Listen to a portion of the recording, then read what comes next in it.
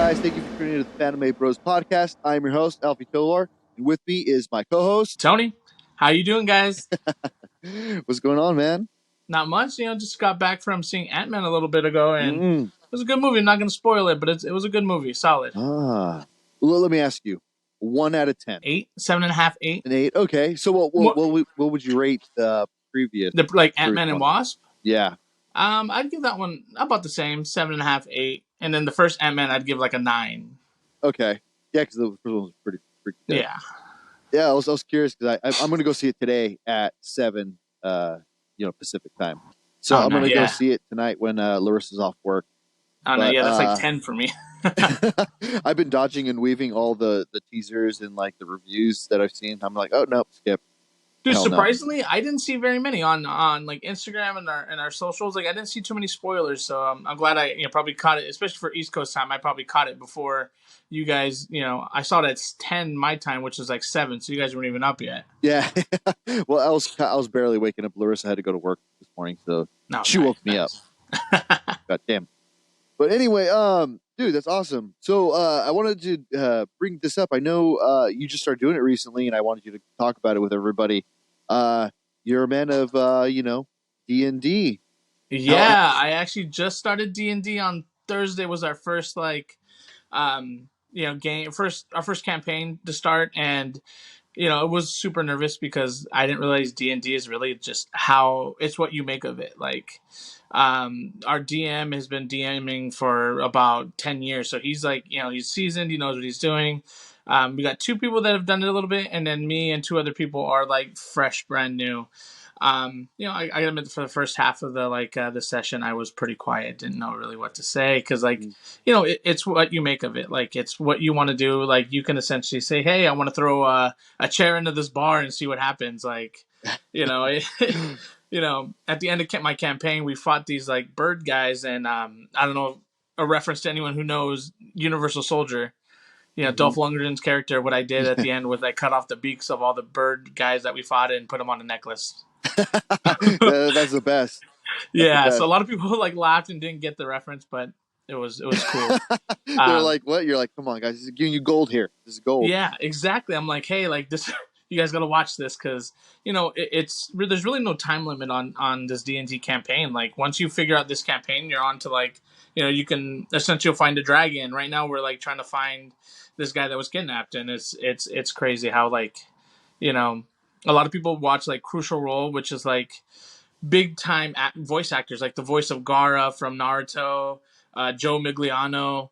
A lot of guys play D&D, and on the show it's super crazy because these guys are in depth on what they do. But it is what you make it. Like, if you're boring, then your campaign's gonna be kind of boring. But if you're doing outlandish stuff, it does make it a lot funner. Yeah, I mean, for me, I would like to drink, have a beer or two, be like, oh, just drink it back, be like, and then the cool thing about D&D is that's where you start. You start at a tavern, so it was like watching a bar fight. So my character would do is he would steal people's beers that left on the tables.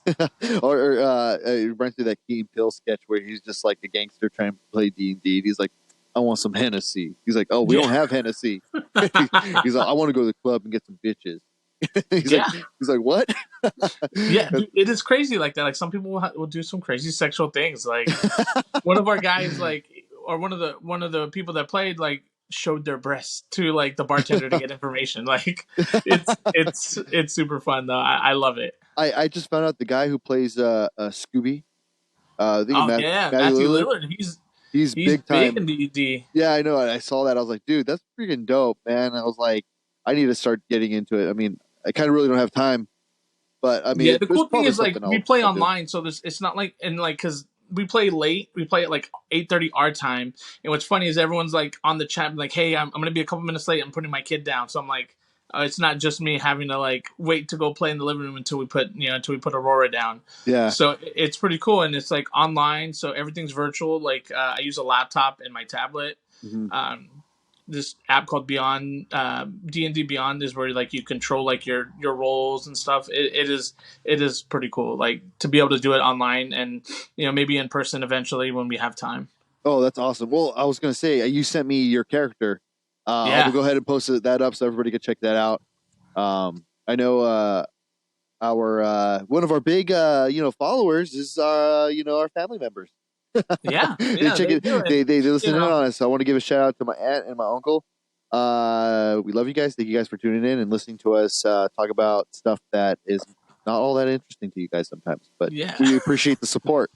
Yeah, definitely. And we are getting a lot bigger because I'm even getting like my coworkers that are like, "Hey, my son watched," and we're watching it. We don't get it all, but it's cool to watch. So like, I am super thankful to everyone out here in Indiana as well that's watching and supporting, and hopefully we get big enough where like a lot more people are listening, where we can maybe have some cool guests and stuff like that. Oh yeah, like I always ask, our aunt, hey, what do you think? She was like, you know what? I got a critique to tell you. This and that, blah blah blah. Yeah, I'm just like, okay. And I'm like, try to get all the stuff down and memorize it, but it's a work in progress. Yeah. That's the cool thing is that we're able to change this. It's not like we have to stay at some standard. This is what we do every episode. No, we can change it up and have fun with it. Yeah, and I'm learning a lot of how to kind of get more of the recording done, like the audio. Yeah, I'm learning how to edit the audio and try to get it all nice. It's just a little tedious. And especially, it seems like it. That's why eventually maybe we'll get someone to edit for us and get all that set up, where we just are literally the talent. Yeah. that'd be really great. So that's awesome to hear, because I knew that was some big news that I wanted to talk about with everybody. What you're into, give a little peek into what you're into also. Oh yeah, eventually in time I'll talk more. I'll have probably more insight, and we'll bring it up more, and maybe eventually I'll learn DM, and maybe we can start a DM. We can start a campaign for us, and maybe some other family members that play or friends, and we can do it from afar like this because with things like Roll20 and D&D Beyond. That's awesome. Well, I mean, I've only played very few like back in the day. I just it's something that I really kept up with. But with me recently, I started band practice again with I'm in an R&B cover band. Nice. We just had our first practice on Thursday. How was that? It was really good. We're trying to learn 3 hours of music, so we have 3 hours of playlist songs we're trying to learn. But we stopped practicing before November. Oh, okay, yeah. So that was a while ago. Yeah, because a lot of us had like family trips. We had birthdays. It's like the holidays. Yeah, the holidays tend to be rough. And nobody was able to make it consistently to practice. So we said, hey, let's wait till after the holidays. And right now we're kind of picking it up. And it honestly, it's fun. It's fun. Yeah, definitely. We kind of knew. Well, we know probably about 2 hours of music. But it's just 'cause we haven't played it, so we just had to get like a refresher on everything. Yeah. Our goal is eventually to start playing wineries, start playing like local clubs. Dude, that'd be fun. Yeah. A lot of places that say, hey, we will pay you this much for 3 hours of music. 3 hours is usually standard. So we'll play for an hour, take like a 45-minute break, play for another hour, take another 45-minute break.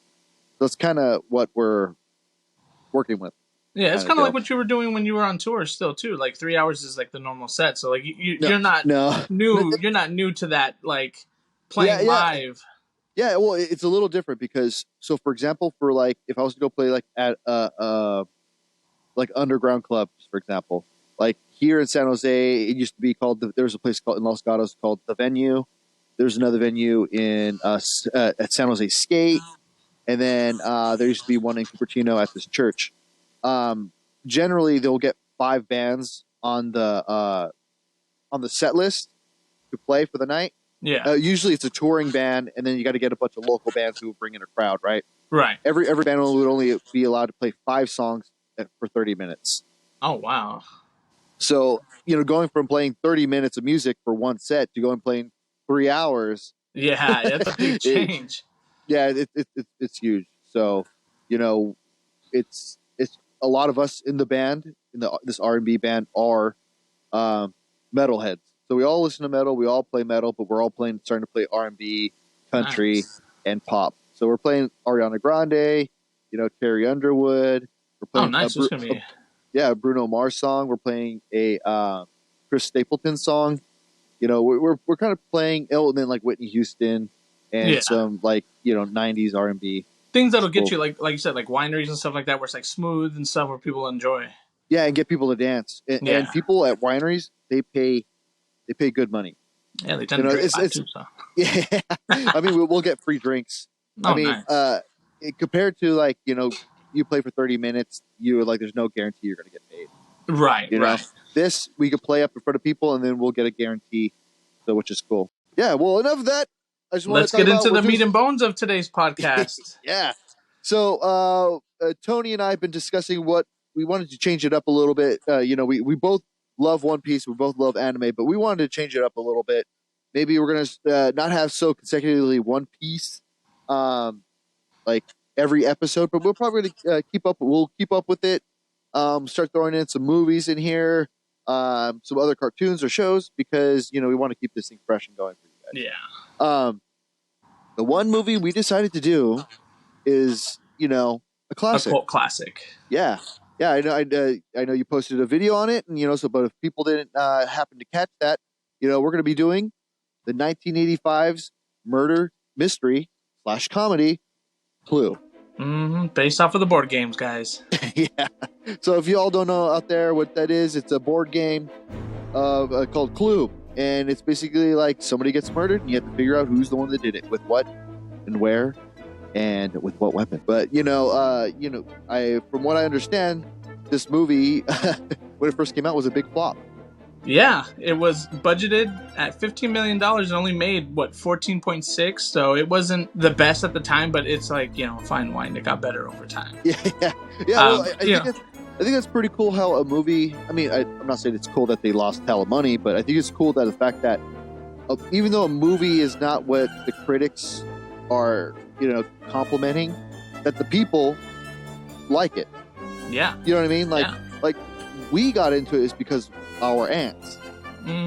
Our aunts would watch it, and we would be around, and obviously, some were little, we ended up liking it, Yeah. So it's funny to think, we watched that movie younger, and we would laugh when they laughed, and then we never got the jokes till we got older. Yeah. And we watched it, and it's super funny. So yeah. There is a podcast. It's called Clue the Movie Podcast. I haven't sent it to you yet, and they're breaking down the movie minute by minute. Oh, 60 second.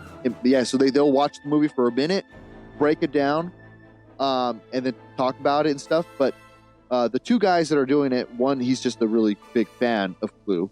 The other guy directed a Clue doc. Oh, wow. It's not out on Netflix or anything yet. But they're having screenings, and basically the guy, he interviewed most of the cast members, just try to get all the information down and kind of talk about how Clue went from this a flop movie to this cult classic. Yeah, it's gotten a huge. I know back in the day what they were trying to do that was super cool, and the concept was cool. Was you go see this movie in theaters, you get one ending. Not like the movie now, you get to see all the different endings.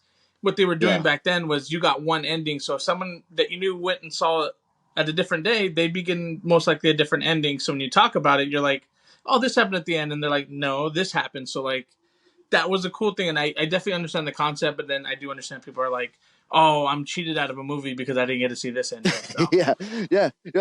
I saw that. I saw people were kind of upset about that. Like, hey, but I'm like, for me, I think if it was me, I would have been like, okay, hey, I'm going to go see it on Friday, and then I'm going to go see it next week to see what the different ending is. Exactly. But that's me.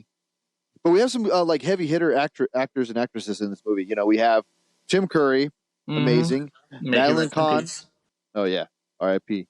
Christopher Lloyd, the Doc Brown himself. Michael McKean, Martin Mull, and Leslie Ann Warren.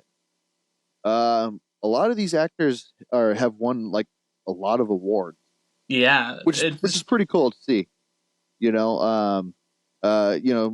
Christopher Lloyd, obviously he's going to be one of the main ones that kind of really stick more in our head. Oh yeah, because he's Doc Brown.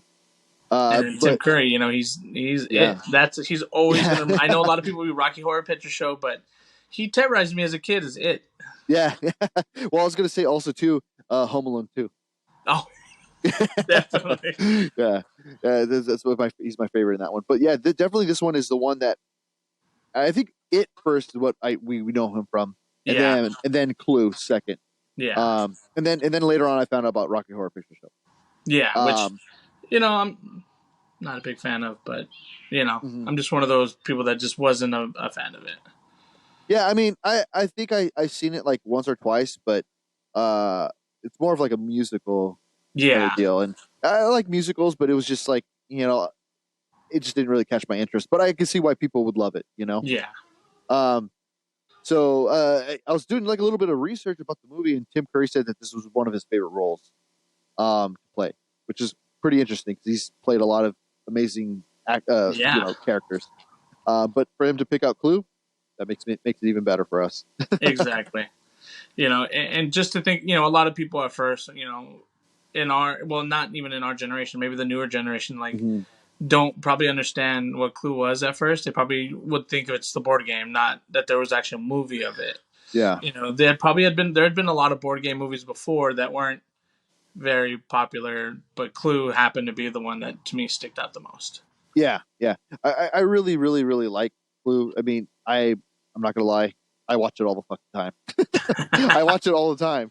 And Larissa, like, sometimes it's a movie that I could put on in the background. And yeah, you'd be And okay that you like kind of didn't see that part, but yeah, you yeah, knew. like, yeah, you know what I mean? Like, I will go ahead and, like, for example, like, I was cleaning our room and I had the movie playing, and I'm just cleaning the room and I have it playing and I'm like watching it and then cleaning and stuff like that. It's just one of those movies that, like, it's always gonna be a movie I'm always gonna watch. And Oh then, yeah, like Larissa, she was just like, "You're watching Clue again?" I'm like, "Yeah, yeah. yeah." She told me, she was like, "You watch such mundane movies." I was like, "Do you even know what that word means? Because this movie is not mundane." So This yeah, is Kat's the same way with me. She'll tell me that because I am not gonna lie, I am a fan of this movie called Deep Blue Sea. oh yeah, Don't know why. It's about sharks. Don't know why. I can watch that any time of the day. I can watch it from the middle of the movie to the end, and I'm yeah. okay. Well, I mean, LL Cool J fucks up a shark, so Yeah, yeah. So eat his parrot. yeah, let's But get back to Clue. So honestly, a lot of people are not understanding what Clue is. It's a, like you said, it's a murder mystery board game, and that's essentially what this movie is. It's a murder mystery that ties in, seriousness, someone blackmailing all the characters that are coming in but it's still as witty and it's funny because of how it's directed. yeah, yeah. And I was going to ask you, did you notice like there's a lot of stuff in there that like I find really funny that when I was little I didn't really understand, and then now when I watch it, I was like, oh, that's really funny. Yeah, Like like the it's part where very like it's very yeah, quick Tim. paced. Like Oh yeah, like the punchlines, boom, boom. It's like quick, and it's what I like exactly. about it compared to like how other movies were back then. Yeah, no, Uh, this the, is like funny on a subtle level where like if you kind of miss it, you miss it, yeah, but once you get exactly. it, like it's funny every time. Yeah. Well, just to give everybody a little background info, the movie was directed by John Lynn, who collaborated on the script with John Landis, and oh yeah, we also forgot it stars Eileen Brennan. Sorry, that was one of the other ones that I forgot to Oh add in okay. there. But yeah, so we can just go ahead and get this started. I mean, the movie starts out with a car pulling up to a gate, and a hand coming out and opening the gate, and you just see Tim Curry. Tim Curry's Yeah, opening the gate, and he kind of goes up to a house. You kind of really don't understand what's going on at first, but that's how it starts. I really like the tone of the movie, to be yeah, honest. Like it's just like it for me, being little watching it. I didn't know the movie was filmed in the '80s when I was little, yeah, which is cool because like watching it as little when we were little, it came off. It was like 1950s. yeah. I It didn't. came out like it was super old. Yeah, and then it wasn't until like several years ago. I was like, oh, it was an '85 movie, and I was like, well, they really made me believe it was old, and I was like, man, these actors are really fucking old. Yeah, But so it starts right here. It says, I'll go ahead and read this for you. In 1954, New England, against a backdrop of McCarthyism, six strangers are invited to a party at a scheduled New England mansion. They are met by the house butler, Wadsworth, who reminds them that they have been given a pseudonym to protect their true identities. During dinner, the seventh attendee, Mr. Body, also, his real name is Lee Ving. He's the lead singer of a punk band called Fear. I don't know if you know that. There's like a whole scandal about Fear and SNL. Um, yeah, we can talk about that a little later. So basically, Mr. Body shows up, and then after dinner, Wadsworth takes everybody to the study, and he reveals the true nature of the party. of all the guests of why they're being blackmailed. You know, so that's just the first beginning part of the movie. Watching it, I never really understood the whole dog thing in the beginning. You know, the dogs. When he feeds the dogs. Yeah, he throws them the bones. I was just always kind of confused. I was just like, oh, okay. And then he throws them the bones. The dogs eat it. And then he steps on dog do. Yeah. and then he he steps on it. And he kind of just like looks around, like he sees it, wipes his foot off, goes inside, and who's the first person he sees? Which is Yvette, the maid. Sorry, guys. Samson's here to say hello again. He just went to the vet, so he's a little upset. Yeah, a little upset. So he goes in, puts his coat away, walks to I believe the library. Yeah, the library where Yvette's at. Yeah. Yvette. Let's just talk. Kat asked me when I was watching, because I watched it yesterday again, just kind of refresh. She's like, "Why are her boobs stick out so much?" I was like, "It's a movie. Catches your attention." Yeah. Don't ask questions. Yeah, don't ask questions you don't need the answers to. It's one of those things where being a teenager and seeing that, I was just like, oh, this is really interesting to see, but not trying to give myself away here, but I was like, ooh. Yeah, but yeah, so she pops up out of here. He goes and talks to her, lets her know, is everything ready, everything prepared. She goes, she tells me, yeah. And he says, well, I think he says, oh, you know what to do, or something like that, right? Oh, you know what to do. Yeah. And then, so he walks away, and she's like, kind of walking around, standing around, right? And then she starts smelling the air. So, because the dog is following him. And I remember when I first saw that, I was just like, I didn't get it. Yeah. Oh, yeah. I didn't get it. I missed that right over my head when I watched it yesterday. That's funny. And then he goes talk to the chef. Okay, so I didn't know the chef actually had a name. The cook? Yeah, the cook. Did she have a name? Yeah. I honestly didn't know that either. Yeah, I think it's her name, Mr. Who, or Chef Who, or I had it on the subtitles, and when I was watching it, I was like, oh crap, she does have a name. I thought she was just a cook. Yeah, that's what I thought it was just cook, right? So, with that, we get the first person showing up, none other than Colonel Mustard. Oh yeah, yeah. Colonel Mustard shows up first, and he tells him, hey, you got to use your, I know who you are, use your, your pseudonym. Colonel Mustard. He says okay. He brings him in, and then Colonel Mustard starts kind of smelling around too. He smells the dog shit also, and he's just kind of like smelling the air. There's nothing like a poop joke in a movie. That's so subtle. I think what I liked most about the movie is that it's humor, but it's not like outlandish like humor where it's like, oh shit, this is more kind of subtle humor. Yeah, I think it's what I like about it. Yeah. So then he takes Colonel Mustard to the library to go get some brandy, and introduces her to Yvette. I noticed that Yvette kind of looked at Colonel Mustard kind of with surprise. And, he said, okay, help yourself to coffee and brandy or whatever you like to an extent. I didn't really understand that joke at first, but it's going to play out later of why he said that. But and then next to who do we have next that kind of comes in there? Yeah, it's Mrs. White who's next. Yeah, so Mrs. White comes in, and he's oh, Mrs. White, and she's wearing all black. Yeah. I was like, okay, but I thought the coolest part is though when she pulls open her coat and it's all white on the inside. Yeah. I thought that was pretty cool. Cool little subtle nod to the name.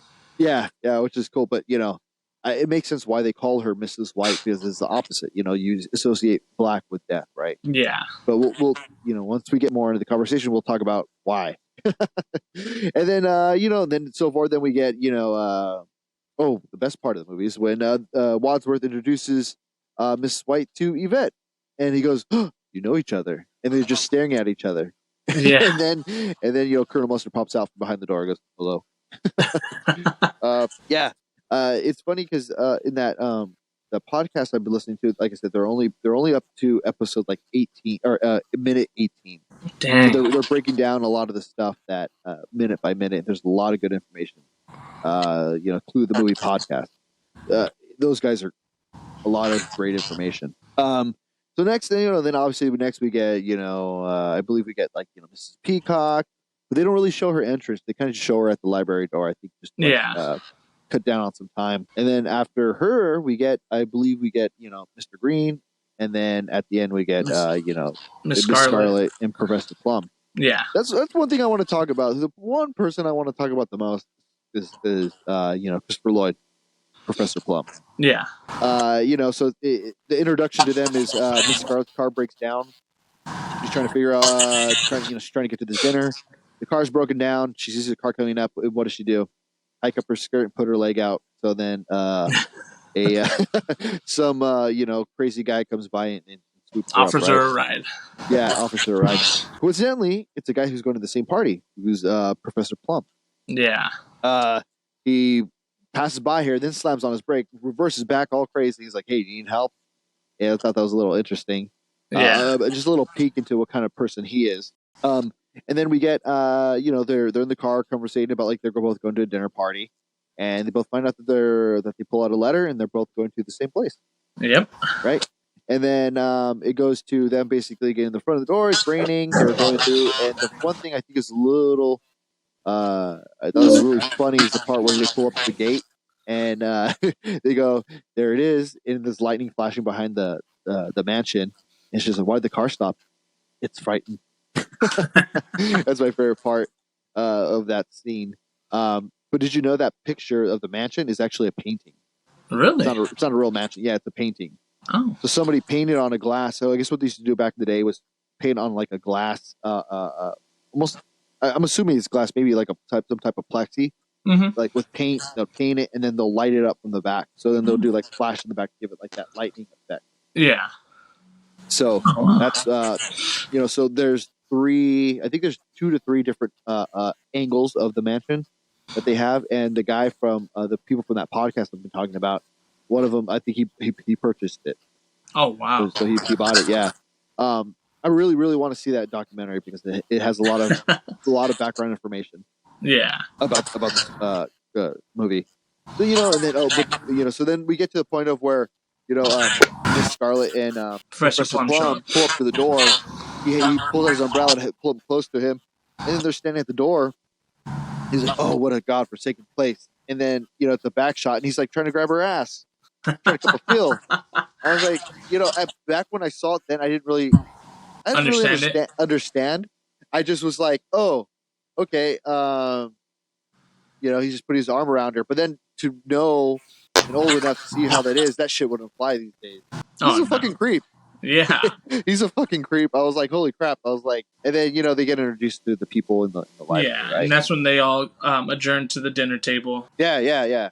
Oh, yeah. That's when they're talking. And then the cook goes and hits the gong. Yeah. And it scares, Mr. Green, and he fucking throws his drink all over Miss Scarlet. Oh, is it Miss Scarlet? No, it's Mrs. Peacock. Oh, Miss Peacock. Yeah. Yeah, because he spills something on her, Miss Scarlet, during the dinner. Yeah, I mean, I think the beginning of the movie, it really sets the tone. Sets the backdrop, 1950s. You know what I mean? It's kind of like a lot of hype into like about the time of the way people were worried about, like with the Russian spies and shit like that. Yeah. I think it's really freaking cool. I didn't, really. At the time, associate each character with the game, character, like Miss Scarlet, Professor Plum, Colonel Mustard. A lot of them didn't really kind of match their color or match their pseudonym. You know what I mean? Yeah, very much. And I was like, didn't really take notice of that when I was younger. But now that I'm older, I remember watching it before we even talked about bringing up this movie. I was like, hey, like, I think the only person who really kind of shows a little bit of the characters, I think maybe Colonel Mustard a little bit with his suit.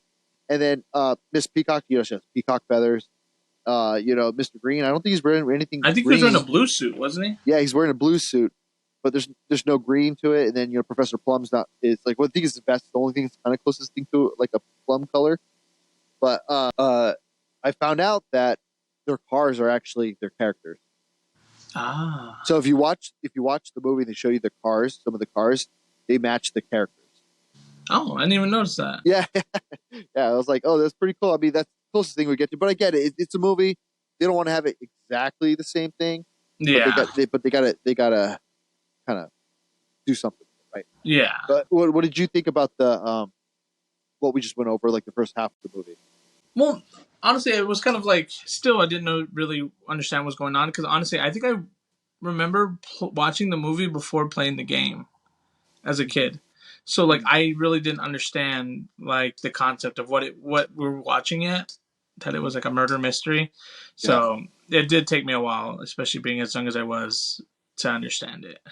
Well, I was just gonna say that I think I watched the movie too before I played the game. I think we played the game a lot later on in life. Oh yeah. We had I remember being like, oh, like oh, they made a board game after the movie. Yeah. But then they switched it around, right? It's the other way around. Yeah. But I think that Tim Curry in this is great. Like, oh yeah. Like how I never really second guessed his character. No, honestly, I never did either. I thought he was like the main, like, not didn't have a play in this. I thought he was literally just a hired butler at first. Yeah. I think it's great. And then how what it gets back to in the movie, they all are in the library. Gong goes off.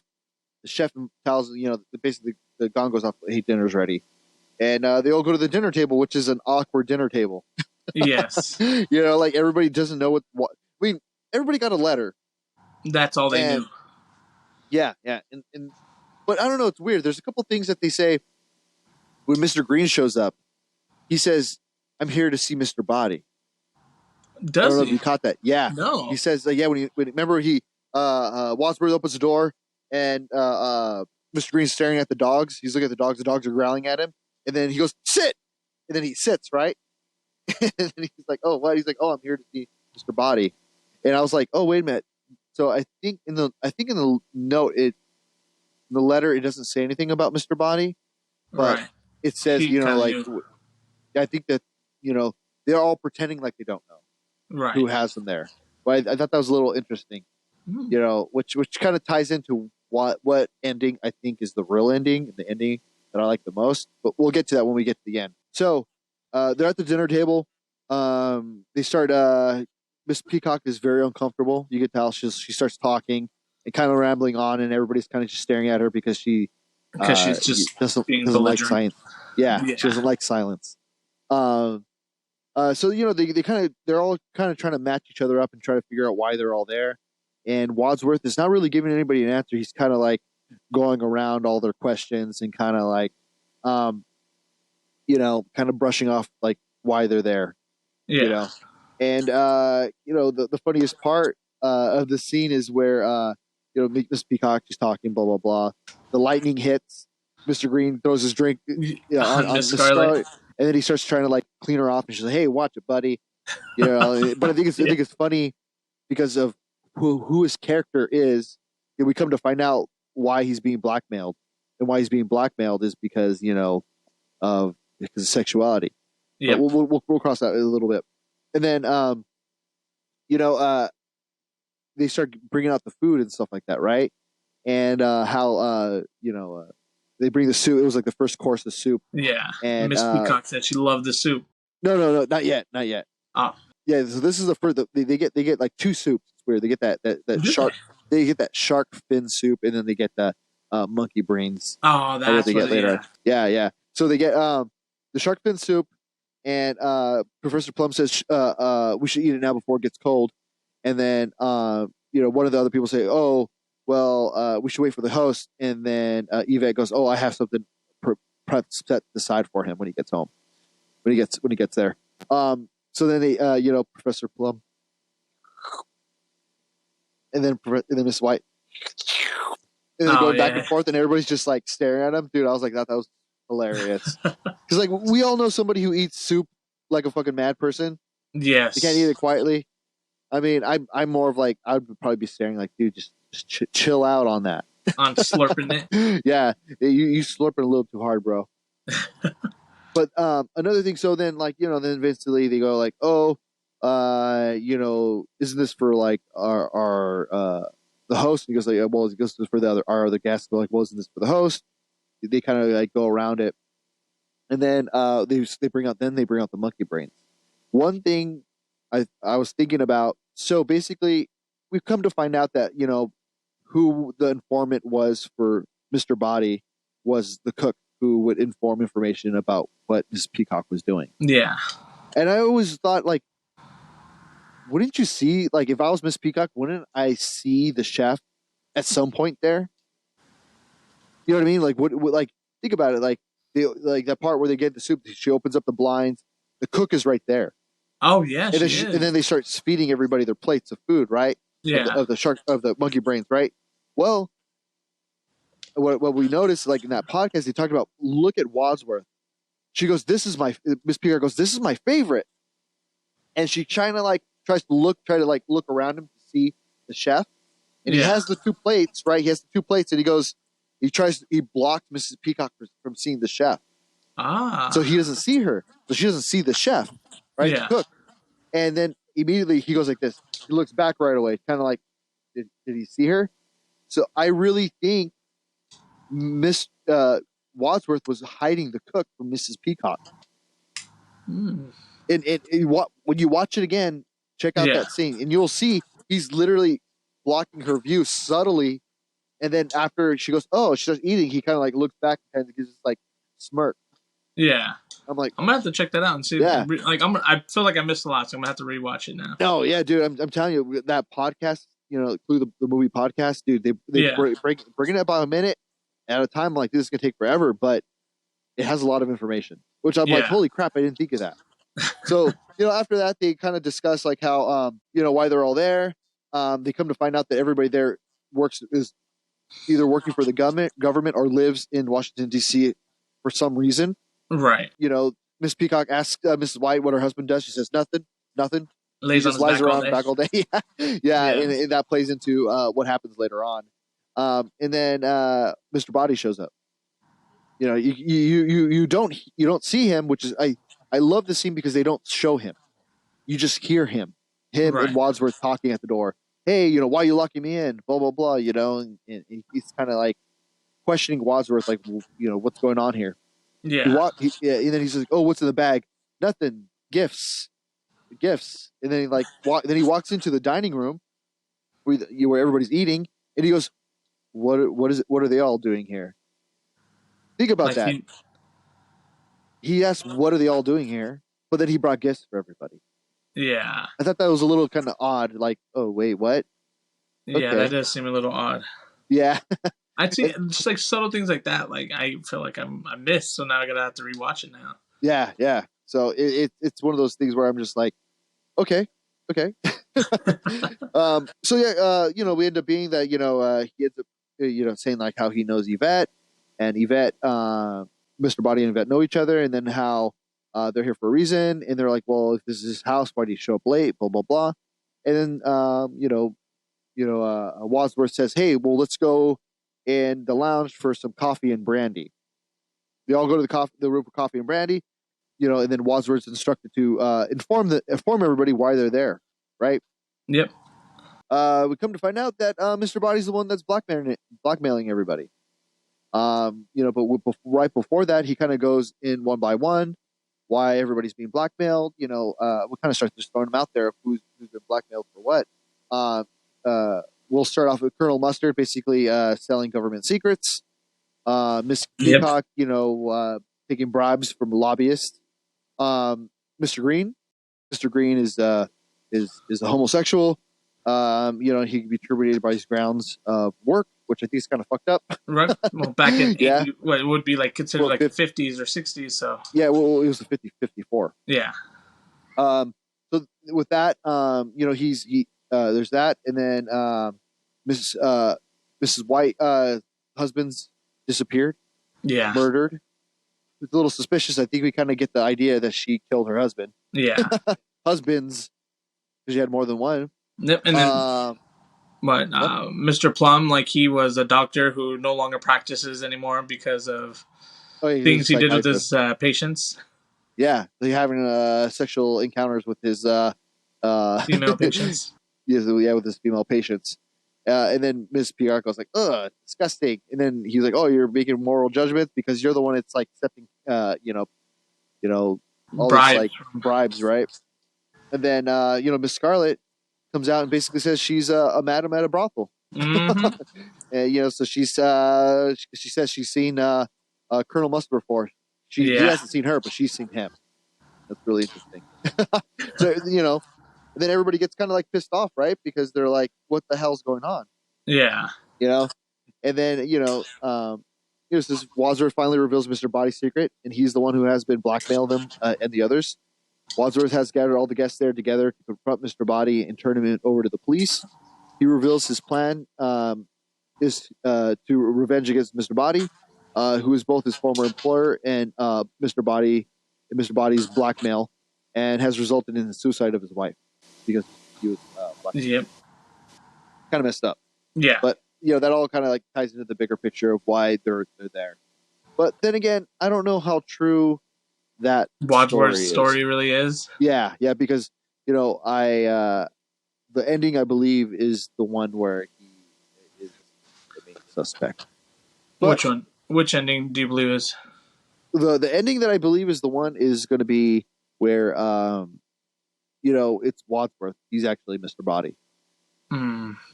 That's the one I that one, it does make a lot of sense. Like, all in all, at the end. Yeah, because remember at the end he goes, "Well, you guys killed all my informants. Now there's no trace going back to me."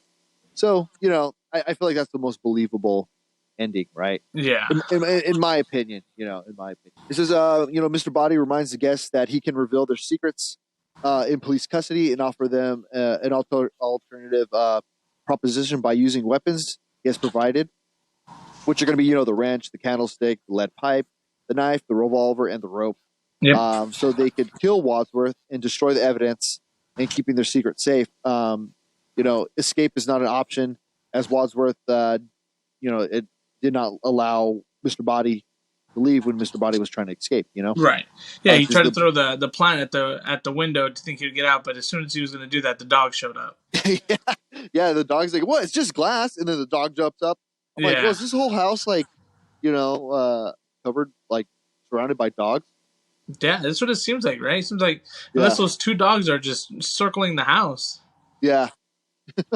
Yeah, but well, that was a Doberman Pinscher. The other ones were German Shepherds. Oh, they were, huh? Yeah. I don't know why. I kind of thought they were all Dobermans. Oh no. Yeah, and this is Mr. Body. Turns out, Mr. Body. He basically says like, "Hey, I got the toys. I got the presents for everybody. Gifts. And he like hands them out to everybody. Everybody else gets their gift. Miss Scarlet goes, "I love doing gifts from strange men." I was like, what other gifts are you getting? Hey, being a madam, you don't know what she's getting. I mean, she got to collect her money somehow. Yep. Right? She probably got that car. That's probably why it broke down. Mm-hmm. So, he everybody else gets their gift, whatever, blah, blah, blah. He goes through the speech of like, everybody opens the presents like, hey, if you kill Wadsworth now, we'll get rid of his body. We'll walk out of this house out of here. Nobody will know what happened. Your secret's safe. And you guys can continue paying me. Right? Yep. And he says, like, Wadsworth looks all freaked out. And he goes, well, kill him now. And basically shuts off the lights in the room. It's quiet. You hear, right? The little sigh. You hear a thud. And then you hear a thud. And then you hear a bang. Light turns back on. Mr. Body's on the floor. Miss Peacock's the one turning on the light. Sees him, starts screaming. And they're freaking out. And then, she starts screaming. So Mr. Green goes and tries to comfort her. She's not listening. And then he slaps the shit out of her. Yeah. He slaps the shit out of her, man. I had to stop her from screaming. That's the funny part. That is a good part. Yeah. And then, they start talking, well, the person who had the gun was Professor Plum. Yeah. They say, okay, well, you had the gun. You must have shot him. He's like, oh, no, but somebody grabbed the gun from me in the dark and it went off. Hey, come on, that's not really believable. Yeah. My opinion. So then they flip Mr. Body over because he's face down. His one was set right side up. And he has no bullet wound shots on him. It just, his ear is cut. There's a cut on his ear. Yeah. So, and then that's when they examine the bullet hole in the wall. And Christopher Lloyd looks at the bullet hole and then turns around and leans on the wall. That was classic movie. He's done it in a couple of movies. He's done it in one other movie that I know of, and your favorite movie, Suburban Commando. Oh, Urban Commando. Yeah. Suburban Commando with your favorite Hulk Hogan. Hey, you gotta love Hulk Hogan as a hero. I like that movie. I watched it, and it fucking sucks. Yeah. I remember watching it as a kid, being like, "This is dope," but it's not that great. Anyway, they all talk about like what the hell, who shot him, who did it, and everybody's in the room in the dark. Professor Plum says it wasn't him. Then they say, and then Professor Plum goes like, maybe he was poisoned. And for some reason, Miss Peacock picks up Mr. Body's drink and starts drinking it. Yeah, I don't know why. Oh no, she has her own drink in her hand. Yeah. She picks it up and she starts drinking it. Maybe she was poisoned. She starts screaming again. And he slaps her. Yeah. So, and then they're talking about it, and then you hear another scream going on from the next room. It's Yvette. She's screaming. Yeah. They go in there. They find out what happened, and she's basically saying like, the reason why she was screaming is because she's scared because she also too was drinking the cognac. The cognac. Yeah. That French accent. It almost kind of reminds me a little bit of like a German accent in a way. For me, personally. Yeah. See, and that's what weirds me out. Like, I guess she is playing a different character. Like when she later on in the movie she talks without her accent. Yeah. Because she's undercover for Miss Scarlet. So yeah, they go in there and they tell her, "Hey, let's go back to the other room." And she goes, "With the murder." I can't do her accent, but that's funny. He's like, "There's safety in numbers, my lady." Yeah, he's holding the wrench. Yeah, and then they go back to the room and they start discussing what's going on, and they all kind of come to the conclusion, well, who else is in the house that could be doing it? But the thing is, like, the door was closed. How the hell could anybody else get in there? Mm-hmm. They're like, well, the cook's in there. They all go they all go to the cook. They go to the kitchen. The cook's nowhere to be seen. Mr. Green's walking around, gets closer to the freezer. The cook's body falls out of the freezer. Yeah, with a knife in their back. He's all, I didn't do it. Yeah, and he's like, somebody help me, and he like falls over there. Yeah, and I think it was funny. He's like, so the knife's in her back, in the cook's back.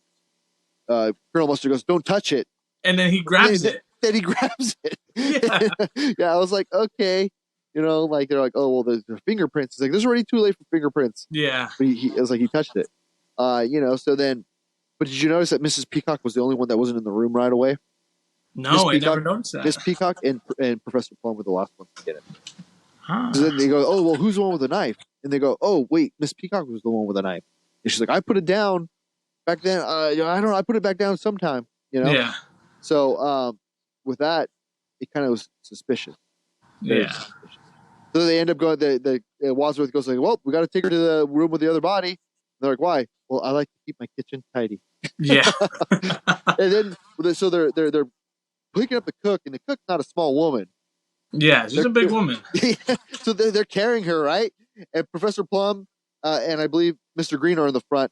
And the funniest part is like he goes, look, the body's gone. He drops the cook right on her face. Drops the cook right. And they go, huh? What? The body's gone. Who? Mr. Body. There's no body. He's gone. Yeah, and, there's some... and I was like, oh, I remember seeing that. I was like, oh, this is getting good. This is getting good. And then, so they're trying to find Mr. Body, looking behind the blinds or looking, they're like, what is he hiding, Look in the closet. So, yeah. So basically, they try to find him. They start discussing some of the pictures that they have, like film. And when they actually figure out the film, it's actually somebody that pertains to Colonel Mustard. Yeah. So it's Colonel Mustard in a sexual act with somebody. Yeah, but, and then they come to find out later. Yeah, come to find out later, it's Yvette. Ah. Yeah. Oh yeah. That's how they know each other, and that's how that connects. Colonel Mustard to Yvette, Yvette to Scarlet. Yeah. And then it's funny, they're looking at the picture, and it was just negatives, right? Negatives. Yeah. And then they go, oh, nobody can get in that position, and Mr. Plum comes in. Yeah. Oh, yeah, let me show you. He tries to, like, lay Mrs. White down and be all flexible with her. Yeah. And then the doorbell rings. Oh, yeah, and then it's the person who broke down. Yeah. Asks to use the phone. They're kind of all suspicious about it. But they're like, well, if we don't let him in, it's going to be more suspicious. So they allow him in. but they tell him, hey, you got to go over here to this other room with the phone Yeah, and then they lock him in there. And then they lock him in, yeah. They're trying to figure out what's going on. And then I guess Miss Peacock tries to go to the bathroom, and when she goes to the bathroom, she gets attacked by Mr. Body. So Mr. Body is in the bathroom, attacks her. He's just kind of like a zombie, walk forward. He ends up falling over, and then he's dead. And Wadsworth goes like, why would anybody want to kill him twice? Yeah. And then Professor Plum checks him. He's like, oh, he's definitely dead. And Miss Peacock, oh, I'm going to faint. And Wadsworth's like, I'll catch her. He pulls right through his arms. Yeah. And then the next part comes up where he's like, well, we have to find out who done it, with what, and where. It's kind of like the game, right? And they're like, why are you shouting? He's like, I'm not shouting. This is, yeah. Yeah. He's like, all right, I'm shouting. Then the candlestick falls hits him all in the head. Oh, yeah, the candlestick hits him.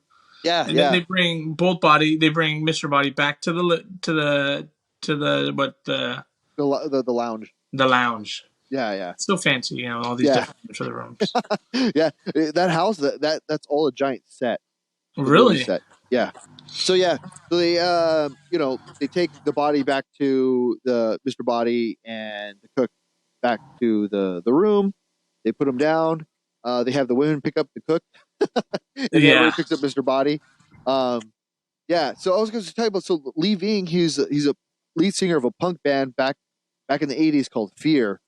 They basically got on SNL and messed up the set and were cussing on live TV and destroying stuff. Yeah. Well, it was like a punk show. They did like a punk show. They invited like their like friends to go, and they made a big mess, and they got banned from SNL. Oh, wow. Yeah. It's a big thing. It's on YouTube. So if you watch, I might have to check it out. Yeah. So back to the movie. So then what ends up being that the phone rings, right? And everybody hears the phone ring, and then they're like, hey, so he picked it up, Oh no, that's what the cop. No, the motorist. Really? No, sorry. No, sorry. It was the cop. The cop picked it up, which was later. The motorist makes a call to somebody, and he starts talking to somebody on the phone. And while everybody is, because they decide, hey, we're going to search the house to make sure that we got to find the killer, make sure there's nobody else hiding in this big ass house. We're going to split up.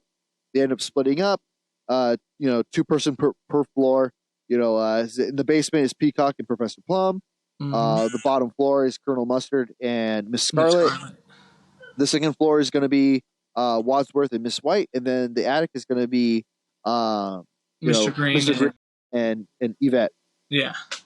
And it's funny the part where they're picking straws, picking the candle, the matches. Yeah. And Professor Plum is such a creep. He gets in, he goes to the women. He's just like, even though Yvette's is like the longest, he still is like. He still tries to size it up with her. Yeah, I was like, this guy's a fucking creep. Yeah, and then like after when he sees Miss Peacock, he's like, "It's me and you, honey bunch." Yeah, she's like, "Oh God." Yeah, the funniest part is like when Yvette goes, "I'm scared of the dark. Who will go with me?" And all the Professor Plum and Colonel Mustard, I'll go. Mr. goes, no thanks. That's funny. So they end up splitting up to search the house all the while the motorist is still in that room, trying to get hold of somebody to get his car. While that's happening, while everybody's searching the floors, you see the fireplace start to turn around in that room. The motorist back to the fireplace, and then all of a sudden you hear him saying like, "Well, yeah, I'm at this big house with all these people here. It's kind of strange. I don't know what's going on." And one of them is my old. He's gonna say boss, but before he says boss, he gets hit on the head. And he falls over. Then the phone gets hung up, and you just see the lead pipe, and then the phone gets put down. Somebody wearing gloves. Somebody decided to bring their gloves with them. No, it's the wrench, isn't it? Yeah, it's the wrench. Sorry, I didn't get it mixed up with the lead pipe. Yeah, it's the wrench. The wrench. They hit them, blah blah. You think, oh, well, hey, who had the wrench, right? So anyway, they don't show. They go back, blah blah. So everybody's kind of going through every room trying to find. All while Mr. Green and Yvette are still standing at the bottom of the stairs waiting to go up because they're too scared. And then it ends up being that Miss Scarlet and Colonel Mustard find a passageway from the conservatory to the lounge, to the library. No, back to the lounge. Oh yeah, they're having coffee and brandy. So they go there and they find that it was a secret passageway. No. It doesn't go to the lounge. It goes to the room where the motorist is at. Yeah, that name of the room is. Yeah, they go there. They locked it and they couldn't get out. Yeah. So they walk in. And they don't notice the body right away. I mean, I'm pretty sure you walk around, you're going to see a fucking body on the floor. Yeah. So they walk around, they kind of pretend like, with their light, you know, like, oh, what's going on here? And then all of a sudden, oh my God, a body! And coincidentally, the fireplace closes back up. Then they're locked in. You know, and then come to find out that when Mr. Body was dead, Wadsworth wanted to put all the weapons in the cupboard, locks it. They end up getting an argument because like, well, Wadsworth, you have the key. How do we know you're not the killer? They end up, you know, that's when Wadsworth's going to throw the key outside. They end up running into the motorist, you know. But what ends up being, his pocket got picked by one of the people there. Took the key to the cabinet. Wadsworth pulls out the wrong key, throws the key for that room. Motorist and throws it, and then they get locked. That's how they're locked in. So it ends up being that, you know, Miss Scarlet and Colonel Mustard, they're screaming because they found the dead body. They're trying to open the door. They can't open it, and Yvette goes and basically gets a gun out of the cabinet. Yeah, right? And then shoots it instead of getting like the wrench or something to break the doorknob or something. You know, she gets a gun, shoots at it, actually, you know, hits Colonel Mustard's shoulder. You know, they end up getting the door open. Colonel Mustard's all pissed because I could have been shot. Yeah, he got skimmed on his shoulder, didn't he? Yeah. He's like, I could have been killed. Yeah, and it didn't look like blood. It looked like it just got his jacket. Yeah, and then he goes, I can't afford to take any more scares. And then the chandelier falls. And scares the shit out of him. Yeah, and then that's when they find the other body, right? Yeah, that's when I think Yvette throws the gun down, right, and it goes under the. I think it might be. Yeah. Because they're running back and forth, and it goes. Yeah.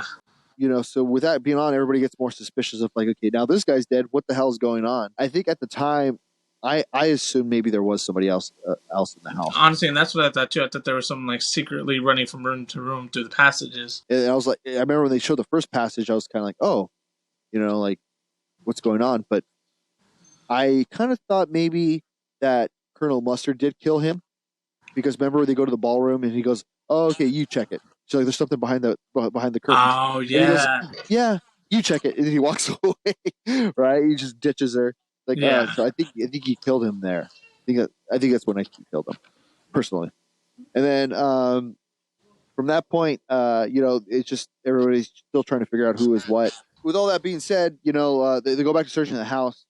Come to find out that you know, the doorbell rings and ends up being a cop. The cop is showing up. The cop sees a chandelier. He's like, "What the hell's going on? I saw a car broke down the street. Did anybody come here? And if I could use your phone, you know?" And Wadsworth goes like, "Oh well, we could go use this. No, you can use the library." Takes him to the library, locks him in, tells him, "Hey, yeah, you go ahead and use the phone, but help yourself to drink, but don't drink the brandy just in case." And he goes, "What?" And he locks him in. Oh yeah. You see, again, another subtle thing that I missed. Yeah, because they weren't sure if he really was poisoned. So that's why he said that. So then they go back searching the house. The cop, they ends up getting a phone call. The cop picks it up and ends up saying, "Hey, it's J. Hoover with the FBI." Oh yeah. And everybody's like, "What the hell?" And then Wadsworth is like, "Well, I'll take the phone call." So Wadsworth goes and shuts the door. And the cop's like, "What's going on in these rooms?" So they come up with a plan to like make it look convincing while they have Mr. Green show him basically around the house. Sorry. It's just it's just really funny the fact that they're like kissing and making out with dead bodies. Yeah. But if you notice when Miss Scarlet, or no, who is it? It's Miss White is kissing Mr. Body, he's like holding back a smile. Really? Yeah, like I noticed that his eyes like flicker, like open and close. I'm like, well, like that must have been the best take that they had. Yeah. Well, did you know that he wasn't the original person to be? I guess whoever when they were the producers wanted to get a big time a musician to play the part, they were going to get Gene Simmons. Oh, that would have been pretty cool. From Kiss. Yeah. I think that would have been cool, but I think that would, knowing how he acts and seeing him in some of the movies he acts in, I think it would have been too much, in my opinion. Yeah. But then leaving, who knows who that guy is? You know what I mean? Nobody knew who he was. I think they should have just got some actor, but all he did was just lay on the floor the whole time anyways. Yeah, basically he had one or two big lines and then and a lot of his audio was dubbed. Yeah, really? It's not even his real voice, it was dubbed. Oh wow. Yeah. So you know, so then you know, Mr. Green starts showing the cop around the house, blah blah, and the cop goes, "I want to see what's going on in these rooms." He opens up the door and you know, Mrs. White is making out with Mr. Body. Colonel Mustard's making out with the cook, holding her eyes open while Miss Scarlet's arms are like rubbing Colonel Mustard. No, it's Miss Peacock's arms. And then they go to the other room and Professor Plum, of course, and Miss Scarlet are making out, being creepy, while the motorist is dead drunk. Yeah, that's my favorite. This guy's dead He's drunk. like dead right. He's like, oh, you guys gonna give him a taxi? We're gonna give him a little car. What about a long black car? A limo. Yeah. And then they, so the cop doesn't see anything suspicious, and he just tells Mr. Wadsworth, "Hey, I saw everything. There's nothing wrong here. This is America. Blah blah blah." And he goes, "What?" And then he's like, "Oh, you saw everything?" He's like, "Yeah, this is America. Don't worry." Basically, he thinks that they're having an orgy or something. Yeah. And then a good time. And then so the cop goes back into the room, gets locked in. Everybody goes back to searching the house. The light turns off. The power turns off when everybody's searching. Somebody sneaks in the room, kills the cop over the head. With the lead pipe. And then as the doors, as it's out, they get a ring at the door. Yet. So then they show Yvette basically gets away from Mr. Green, goes in the ballroom, and somebody strangles her to death. But when she walks in, they ask her like, did you get noticed? She's like, no, but they recognize every inch of my body. It's because they see her on the negatives. I don't think it had her face. I think it just had her body. And so she's like, oh, they know my body. Yeah. And she's like, oh, it's you. And she had like a non-accent. So I was like, okay, so. And then that's when you hear the doorbell ring. The door opens. Boom. They shoot the singing telegram. Yeah, that was the most like weird like offset thing. Was there the singing telegram? Yeah, it was really really random. Really really random. Yeah. So with after that happens, everybody rushes down. Wadsworth turns the power back on. They start looking at everything, and then one of them goes like, "Wow, this is getting serious." Just like, because they look in every room. They see they see Yvette, and they're just like, They look at the cop, like, "Wow, this is getting serious." Yeah. And then so they all kind of talk about it, like what they're going to do, and then Wadsworth goes, "I know who did it," and then we start going into the backtracking the whole like from the beginning of the night to every room. I think that's my favorite part. Seeing him being able to see Tim Curry do all that, run back and forth, give like information, blah blah blah. It's the funnest part in the movie. Oh yeah, how he goes like, "Oh, go over here, go over here." And then when they go to the lounge and he shows them the secret passageway, and they go, "How did you know about that?" He's like, "This house is a friend of mine. I've known all along." But I thought that was not. But then I thought they said it was Mr. Body's house. So that's because they said, remember in the beginning, they're like, why is he late to his own house? Yeah, exactly. So it's not really his house, from what I understand. So it ends up being that, he kind of goes through everything and like basically says, the person who killed this person, basically killed these people for these reasons. Blah, blah, blah. Kind of breaks it down like, the chef used to work for Miss Peacock. Yvette used to work for Miss Scarlet. The cop worked for Miss Scarlet.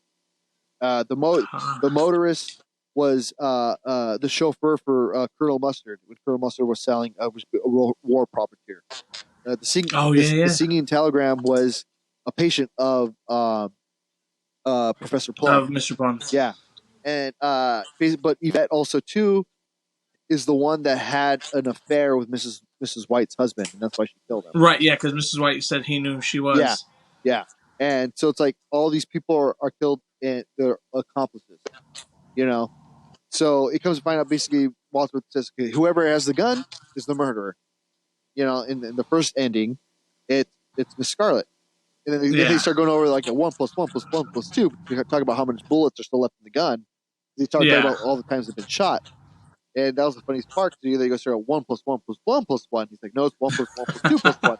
And then that was a really funny part. I remember watching that when I was younger and being like, oh, wait, I don't get what the hell they're talking about. Yeah. But now I watched it and I'm like, and then then it tries to get you. You start trying to add up all the bullets in the scenes, and it comes to find out that Miss Scarlet was right. Yeah. So they end up, Wadsworth says there's no bullets in the gun. He shoots it. He shoots the other chandelier, and it falls behind Colonel Mustard. Scares freeze frame, scaring the shit out of him. Yeah. I think freeze frames are a little cheesy, but I thought it was. Yeah. But so then they go like, oh well, that was one possible ending. What do you think about this one? So then they show you the other one. The next one is Miss Peacock. Basically, is the one that killed everybody. She has the gun. Yep. She goes outside, and it's that we didn't talk about it, but there's a guy who knocked at the door earlier who's like some type of evangelist. He's like, oh, the prophet's coming. Are you guys ready for the Armageddon? He ends up being that he's a cop, and the arrest Miss Peacock, she's the one who did it. And they go, oh, Miss Peacock was a man. And they do that whole like Three Stooges thing where they slap him and they kick him at that part. Yeah. I found out that actually that ending wasn't the original ending for that. That actually Miss Peacock, she basically dies in a gunfire.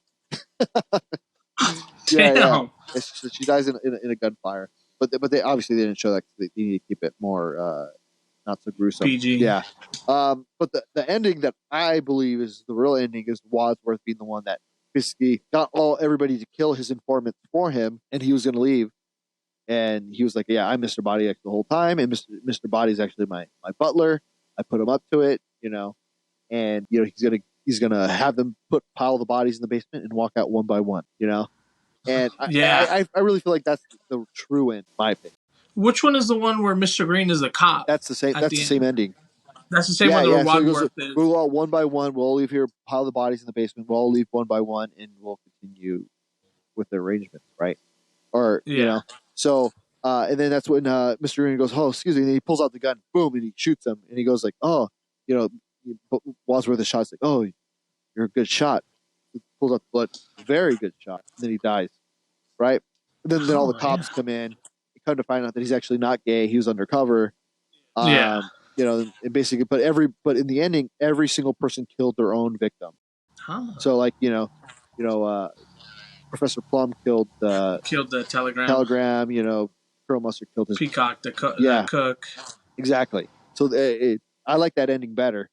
But there's that one makes the most sense. Yeah, there's an alternate ending. I think that it's a very gruesome. So this is the unused ending. So I'm going to go ahead and read this to you. This is in an unused fourth ending. Wadsworth committed all the murders. He was motivated by his desire for perfection. Having failed to be either the perfect husband or the perfect butler, he decided to be the perfect murderer instead. Wadsworth reports that he has poisoned the champagne and the guests had drunk earlier and will die soon, leaving no witnesses. The police and the FBI arrive, and Wadsworth is arrested. He breaks free and steals a police car, but his escape is thwarted when 3 police dogs lunge from the back seat. This is the ending in documentary of the Clue storybook, blah, blah, blah. Wow. So basically, it would have been another gruesome ending. Yeah, like Miss Peacock. Yeah. So overall, I love this movie.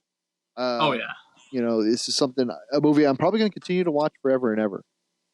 Oh yeah, it is a cult classic to be able to watch, and Kat watched it for the first time and liked it. So really? When I told her she watched it. She thought it was pretty funny. Yeah. She thought it was originally. She thought we were talking about Murder by Death. Oh yeah, which probably a movie that we do later on. Yeah, too. Murder by Death is an older one, but that one's funny too. I tried to get Larissa to watch it, and she said this movie was stupid. But it's just because she doesn't watch like those older movies.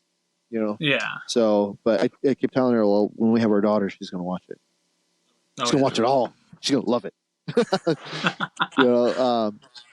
But yeah, it's a movie I feel like I'm always going to continue watching. So, it definitely is. And I think hopefully when Jake gets older and when my daughter's here and she gets older, that they'll know that movie because of me. Yeah. Yeah. And, but yeah, it's a great movie. I think the movie ends with that. I think the last one is my favorite ending. I think it was very witty and very fast paced with the dialogue, which is what I like the most about it, and the subtle humor. And I like it more now that I'm older because the jokes make sense now. Yeah, they hit a little bit better now that we actually understand them. Yeah. But any final thoughts about the movie? No, honestly, it was watching it again. Recently, it's a lot better. You know, I think the last time I watched it was like my early 20s, so it's been a good minute since I've watched it. Yeah, and I think that with the more movies we do, the more we're going to be able to refer back to some of this stuff. I was trying to get the rating, the Rotten Tomato rating for it, but I didn't have a chance to look it up. But I know it wasn't that high. Clue is a 68% tomato meter. Yeah, and audience score 86. So the audience score is pretty good. So it just goes to show like it got better as people watched it more and not really were like going to the theater and stuff like that. Well, I think well, I know for us at least, it was like, hey, we got this a VHS. We're gonna watch the movie Clue, and our aunts would put it on for us. Well, they would watch it. We would just kind of watch it, you know. Yeah, and it wasn't like before we're like, or like now where you can just change the streaming network and watch something else. Yeah.